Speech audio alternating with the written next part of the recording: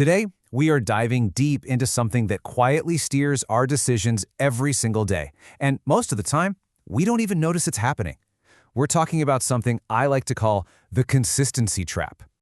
So, let's start with a problem that's been around forever. Over 100 years ago, this guy, John Wanamaker, a pioneer in retail, said this, and it just perfectly nails the biggest headache for anyone in marketing. How on earth do you predict what people are going to do? Because let's be real, trying to guess what a customer will do next isn't an exact science. We have more data than we know what to do with. AI, predictive analytics, the whole shebang. But knowing what someone will actually do, that's still the million-dollar question. But what if I told you that there's a super simple principle from behavioral science, one that can be kicked off by a single word that makes our actions, surprisingly predictable? You see, it all kicks off with the power of getting just one single yes. And this brings us right to a core idea in how our brains are wired, the commitment and consistency principle. So here's the deal. Psychologists figured out that once we make a choice or take a stand on something, we feel this huge internal pressure to stick with it. It's basically a mental shortcut, right?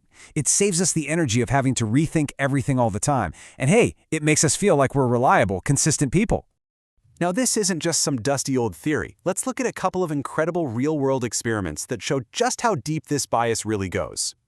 Okay, first up, the billboard experiment. So researchers went door to door with a sneaky two-step plan. First, they asked some people a really small favor. Hey, would you mind putting this tiny little 3-inch sign in your window to support safe driving? Super easy, right? Then, 2 weeks later, they went back to those exact same houses with a completely ridiculous request. How about letting us put this massive, ugly billboard on your front lawn? And the results? Well, they're kind of shocking. For the folks who were just asked about the billboard out of the blue, only about 17% said yes. But the group that had already said yes to that tiny little sign, a whopping 76% of them agreed to the giant billboard. See, that first small yes completely reframed how they saw themselves. They weren't just homeowners anymore. Now they were good citizens who support safe driving. And once they had that new identity, they felt this powerful need to act consistently with it, even when the next request was totally insane. And check this out in a completely different scenario. Imagine you're on a beach. In one version, a guy sets up a radio, leaves, and a thief comes to steal it. Only 4 out of 20 people even tried to stop him. But in the second version, the guy first asks his neighbor, hey, would you watch my things?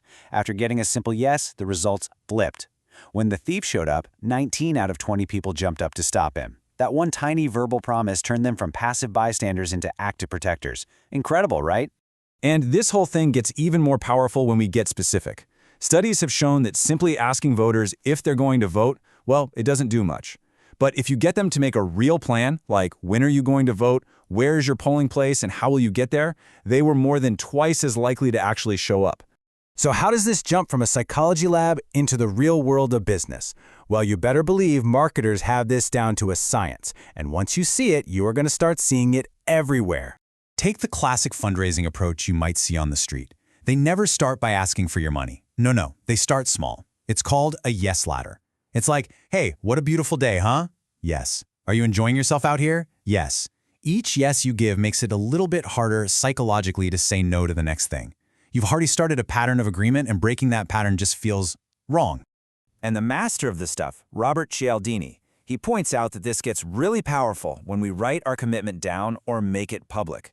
When we do that, we create this uncomfortable feeling. It's called cognitive dissonance if we don't follow through. It's a tension between what we said we believe and what we're actually doing. Here's a perfect real-world example. The Boston Women's Workforce Council gets companies to sign a public pledge committing to gender pay equity. By signing their name, these executives are putting their reputation on the line. Displaying this seal not only celebrates that promise, but it constantly reinforces it. And of course, the big brands are pros at this.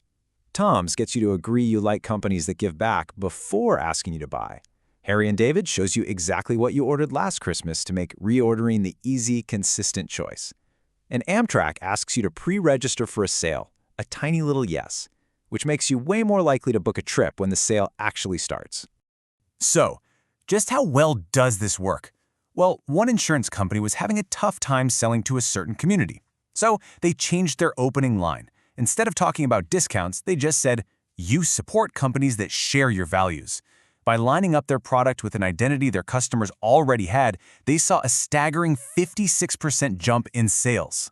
Now, There's another, related psychological quirk that often works right alongside consistency, and it taps into our brain's absolute hatred of leaving things unfinished.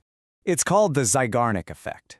The story goes, a psychologist noticed that waiters could remember a ton of complex orders perfectly, but only up until the bill was paid. The second the task was complete, poof, the memory was gone.